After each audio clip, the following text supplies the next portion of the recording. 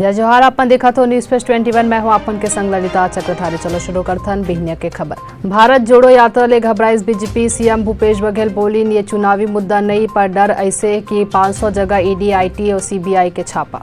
BJP राष्ट्रीय अध्यक्ष आज आवत है रायपुर। 51,000 कार्यकर्ता ला दिही छत्तीसगढ़ जीते के मंत्र। आधा रात चौक चौराहा में सजाए रहिस फूल।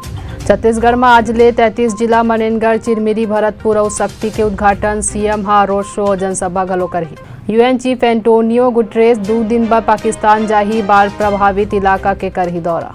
केंद्रीय मंत्री पीयूष गोयल लॉज जिनलिस में इंडो पैसिफिक इकोनॉमिक फोरम के मीटिंग में हिस्सा ली। आजाद मार्केट में निर्माणाधीन इमारत गिरी 4 लोगन जख्मी। जम्मू कश्मीर के राजौरी में जमीन विवाद ला लेके 2 समुदाय के बीच तनाव ला देखत हुए धारा 144 लागू।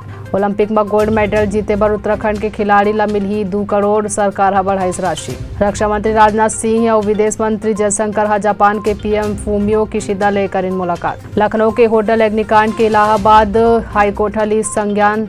एलडीए के वीसी ला कर इस तलब। ऐसे तमाम जानकारी ले लगातार अपडेट रहे बर दिखत रहो न्यूज प्लस 21 अपन के हक के बाद।